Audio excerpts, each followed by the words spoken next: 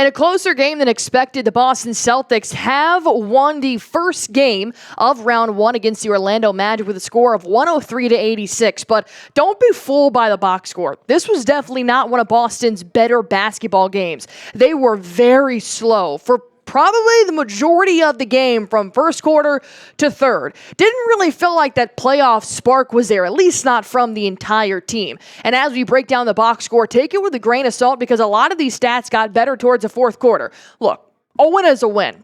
But Boston cannot play the way that they did against the Orlando Magic and expect them to sweep. It just can't happen. Because overall, the team did, unfortunately, well, they didn't score 114 points. They had 103. But overall, the three-point percentage was really good, 43%. But that was because of two players, which I'll break down in just 1 minute. As a collective, it just wasn't the most attractive offensive game from Boston. Let's start with Jaylen Brown here. Brown coming back here off of an injury, 16 points, 5 boards, 2 assists, 43% from the field, 0 for 2, which I honestly thought this was going to happen. Brown, not the highest three-point shooter on the Boston Celtics here, but he's coming back from an injury. Number one, if you take anything from this game, Brown looks great. He does not look like he is playing slow. He does not look like he is missing a beat. Now, once that final buzzer sounds, yeah, I'm sure that pain starts to come back up in his right knee. But a mix of the adrenaline and the playoff atmosphere, Jaylen Brown does not look like he is missing a beat at all. But 16 points and 5 boards, I'm totally fine with that, with coming back from an injury. Jaylen Brown has not played in over 2 weeks, so I'm glad that he finally got his feet wet and proved that he is playing better and feeling better as we head into game 2. Here is where I really start to have a little bit of beef, and that's with Jayson Tatum. Tatum has the most riding on his shoulders in the NBA playoffs, and I know, Allie, it was just one game. Tatum needs every game. He has critics every single day saying he cannot rise to the occasion. Yeah, he had a double-double. He cleaned the glass like none other. As a team, we struggled cleaning the glass, so I'm glad that Tatum showed up in there. Tatum did not have 17 points until the fourth quarter. In fact, he had 6 points up until the third. The offense was not there from Jayson Tatum, and we need to have Jayson Tatum scoring to be able to beat the Orlando Magic and every other team that we faced down the line. Now, it may just have been one game, and that's fine. Even Tatum's allowed to have one game. But he cannot shoot 36% from the field, 1 for 8 from downtown. This is a team that relies on Tatum's facilitating, scoring, assisting, rebounding, which clearly he did there, but Tatum needs to play better. There's no ifs, ands, or buts about it. You know who did play phenomenal? Derrick White. He was the only player that showed up, in my opinion, from start to finish. He knew what was at stake. He felt the playoff atmosphere. And this score is a lot different if it is no Derrick White 30 points, 10 for 18, 56% from the field, 58% from the three-point line. From the first quarter to the fourth, Derrick White was controlling the pace of the game. He was scoring at all 3 levels. He was dominant from downtown. I mean, this is a team. The Orlando Magic has one of the best three-point defenses in the NBA because they do allow the least amount of 3 points attempted, and Derrick White went 7 for 12. That just shuts down the Orlando Magic through and through. And then when you pair it with a guy like Payton Pritchard off the bench, it proves how lethal the Boston Celtics are off the bench, how deep they run. When Payton Pritchard had 19 points to add on to Derrick White's 30 points. That's when you need to have more than just 2 guys to really help you win a ball game. You need the Jayson Tatums. You need the Jaylen Browns, the Kristaps Porzingis. You know, Holiday even really was a huge factor in the third quarter when he started facilitating, stealing, draining them from downtown. He was really what started the spark for the Boston Celtics, who were down by 1 at half. This was a full team effort, and I just feel like the only one who really didn't rise to the occasion was Jayson Tatum. And I might be a little bit harsh. Now, Tatum did actually smack his wrist on the back of the backboard. It ultimately ended up in a KCP flagrant foul 1. He had it, taped up, and he started moving it around. That happened in the third quarter. So we're going to have to monitor Jayson Tatum's wrist injury moving forward because that's the last thing we want. Obviously, we all remember a couple years ago when Tatum sprained his ankle in the Eastern Conference Finals against the Heat. We know that if Tatum is banged up, this playoffs can go either way. So we're going to have to monitor and see how Jayson Tatum is moving forward, but he continued to play, and actually I thought his offense got better after he smacked his wrist on the backboard. So going to be very interesting to see how Jayson Tatum recovers, how he plays next game, how he responds after this game as well, because I know he's not satisfied with 17 points. And it really wasn't 17 points. It was about 10 points up until the fourth quarter. So I'll ask you guys this. If you tuned in with us live or if you watched the game on ESPN, grade the Celtics game 1. A, B, C, D, or F. Take out your red pen. Be honest. Do not hold back. Was it an A, B, C, D, or F? Because when we asked people at halftime during our live show, they gave the Boston Celtics an F-. So I want to see what your overall thoughts were for game 1. Before I break down the Orlando Magic and what Boston needs to do in game 2 to make sure that this game doesn't get close again, let me go ahead and break down our official ticketing partnership on Celtics Today, and that is Game Time.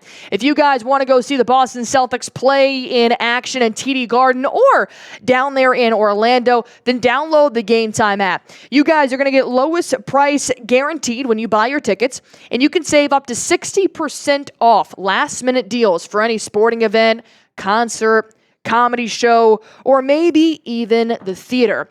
My favorite feature here on PrizePicks is the fact that you guys can get a 180 panoramic view in your seat from the app before you buy. That way you guys are not going to be sitting behind a pole. You're not going to be too close to the men's restroom. You can go see the Boston Celtics, the Boston Red Sox, or the Boston Bruins play right now in your backyard. So be sure to go on ahead and download that Game Time app. Use promo code CHATSPORTS. This will give you guys $20 off your first time buying tickets while terms do apply. Again, download the Game Time app. Use promo code CHATSPORTS for $20 off your first time buying tickets while terms do apply. Make sure you guys use Game Time for any ticketing needs that you may need for any event that does require tickets upon entry. Go on ahead and download the Game Time app today. What time is it? It is game time. So when I made a video earlier this week, I talked about how the Boston Celtics can sweep the Magic. Well, they have 3 more games to go for that to be true. But I said in that video, you have 2 jobs. Stop Paolo Banchero and stop Franz Wagner. That is it. The Orlando Magic do not have anybody else remotely close to being game-changing scorers. Maybe Cole Anthony, but that is only if A, he gets enough minutes, and B, what he does in those minutes, which tonight was nothing. Banchero with 36 points, 11 boards, a double-double, and he shot over 50% from both the field and the three-point line. I did not like Holiday guarding Banchero. I just thought that, and I do credit Holiday for being able to guard bigs in this league, but the 6'10", 250-pound Banchero got around Holiday almost every single time. I think the only way to stop Banchero is to pair him up with former Duke Blue Devil Jayson Tatum. I think that Tatum does a really good job of playing man-to-man with a guy like Banchero, a 6'8", 210-pound going up against 6'10", 250, 36, a nearly 40 burger against the Celtics is not good. It's not. Especially when Banchero is pretty much the only thing they have at a chance to take down Boston in at least one game. And then if you pair it on with Franz Wagner, who had 23 points tonight, this is about Wagner's, average. I'm not surprised by 23 points. Actually did really well from downtown, 1 for 6, holding him to 16%. And then 41% from the field. It definitely could have been worse. But I had said you either lock down Banchero or you lock down Wagner. But you cannot have both scoring over 20 points. That is what starts to get Boston in a pickle. And that's exactly what happened in the second quarter that allowed the Orlando Magic to have a 1-point lead over Boston heading into halftime. Now, Wagner was being guarded by Brown. I thought he actually did a pretty good job. 23 points through 4 quarters. I mean, if you take away Banchero, if you take away just 10 of his points, 26 and 23, this is a much different ball game and could possibly give Boston a little bit more of a rest. They do not have the depth right now. With Jalen Suggs and Moritz Wagner out, this should be an easy attack Banchero and Wagner type of game. If I go through the box score right now and read you the other Orlando Magic players that scored, The next leading scorer was Jonathan Isaac with 7 points. Banchero had 36. Wagner had 23. That's what I mean. If you lock down Wagner and Banchero, this is a wrap.